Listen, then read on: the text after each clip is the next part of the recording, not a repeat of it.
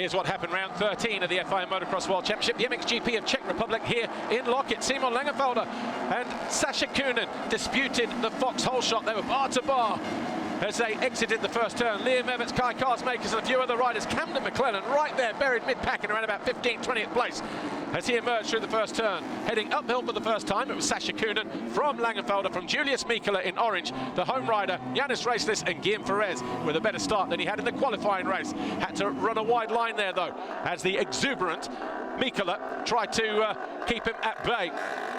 Yanis Racelis quickly into second, and then before the end of the lap, before the end of the straight there, he was already up into the lead. Found his way past Langenfelder and Sascha Kunin as he took over the lead. Guillaume Ferrez was right there as well. He moved into fourth with a move on Sascha Kunin, and then third, and then second as he parked his way up here, and then the lead when he found his way past Yanis Racelis. Simon Langenfelder then found himself coming under attack as a hard charging, recovering from a first poor start in the first race. Camden McClellan was charging his way through. This pass here on Racelis got him into second on lap 15 of 18. Langenfelder went after him as well to get himself into third, but both Yanis Racelis and Carlos Racelis found their way by. Langenfelder eventually came home in fifth. This was a final lap, 2 corners to go. McClellan all over his teammate, and then he made the mistake. He was chasing the win.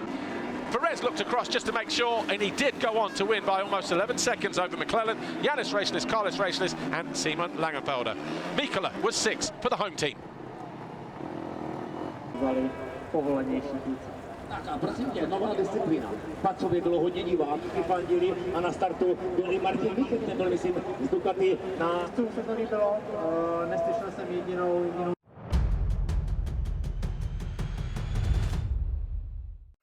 Here's what happened in MX2 Race 2 and the fight for the top step of the podium.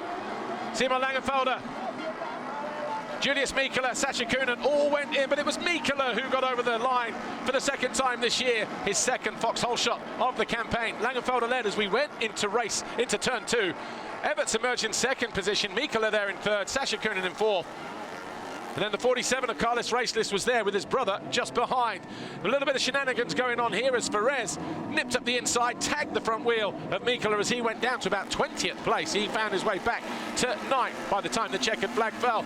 Ferrez then got his move around the outside of Langenfelder, who came back a couple of laps later. He went down as a result. He would also go down with an injured right arm. He would also lose a position in the championship standings as well, moving down to 4th place. An expensive weekend for the German. Carlos Racelis was on the charge. He went after Sascha Kunin. That was for 4th on lap 6. He then went after his brother and moved into 3rd. A couple of laps later, Yanis Racelis then came under attack from Camden McClellan, and his pass at the top of the hill would knock the 772 Racelis off the podium. The race win went to Liam Everts, his first of the season, from Ferrez in second, Carlos Racelis third, Camden McClellan fourth, and Yanis Racelis. But it was Guillaume Ferrez who took the overall victory from Camden McClellan and Carlos Racelis. Another Triumph 1-2.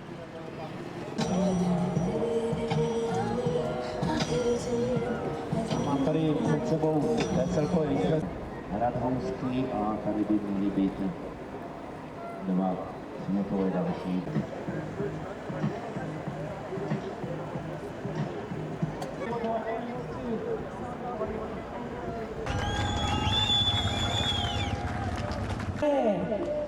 Tak, Gedrej odovzdává za FIM, odovzdává red plate pre vedúceho pretekára celého šampionátu Guillaume Ferrezovi and the podium of the MX2 of MXGP Lockett. Feeling really happy. Another good weekend, getting some good points for the championship, and yeah, second moto, my start was decent again, not the best, and put myself in second position pretty quick, and from there I was just pacing a little bit Liam, but he was riding pretty really good, and yeah, I settled for second, so yeah, happy and looking forward to next weekend.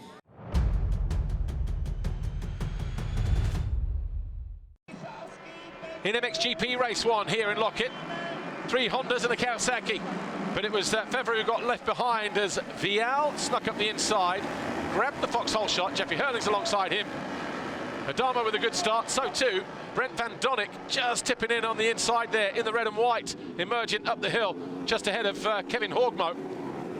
On the 24, Fevre a couple of positions further back. Fevre snuck up the inside into 4th place with that move on Van Donnick early, and that was crucial. And then on lap 2, Hurling's got around the outside of his teammate, took over the lead, and from there no one saw really which way he went, certainly in the second half of the race anyway. Hurling's led from Vial. Fevre got up the inside of Adamo. That was for 3rd on lap 6 of 19. Ruben Fernandez got the better of Brent Van Donnick. That put him in the 5th on lap 11. And then Fevre found his way into 2nd, got onto the rear wheel of Vial, made his move in turn 2.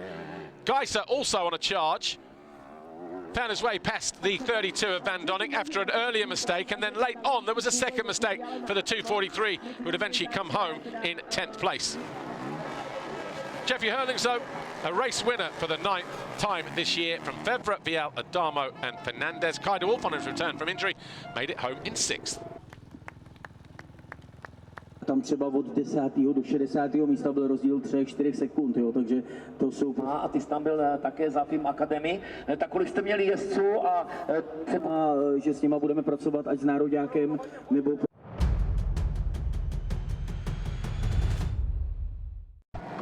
The second MXGP race got underway, burst into life.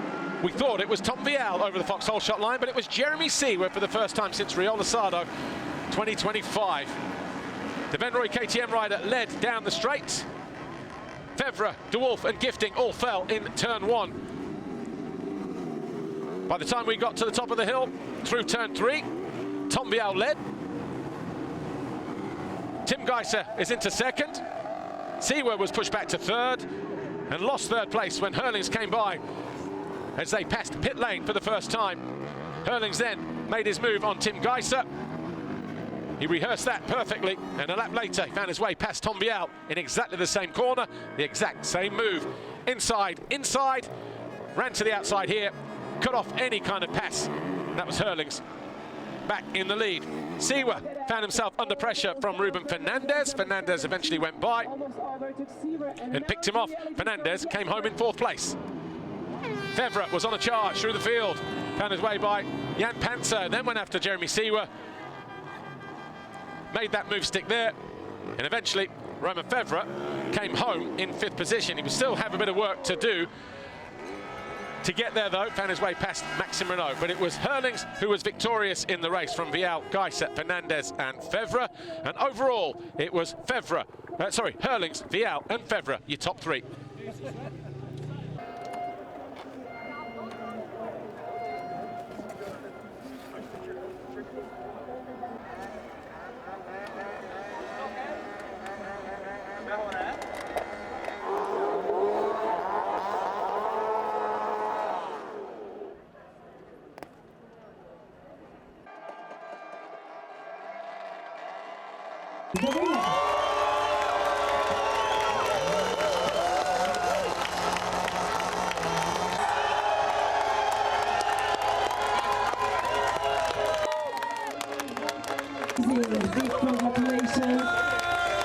Yeah, I mean, I'm very pumped with the weekend. Like I said before, after the race, I think I didn't do much wrong and I couldn't do much better, so I'm very pleased, and want to give it up once more for Honda Agency Petronas for the great job they've been doing. And the stars were quite good as well. Every single time I was on 2nd, 3rd, so just behind my teammate. But, you know, hey, he's 10, 15 kilos lighter than I am, so we're on the same equipment. But no, super pleased, looking forward to Lommel. It's kind of my home GP together with Arnhem, so a couple of 7 races coming. I'm really excited for that. And yeah, we're going to go out there and try to do our best as well.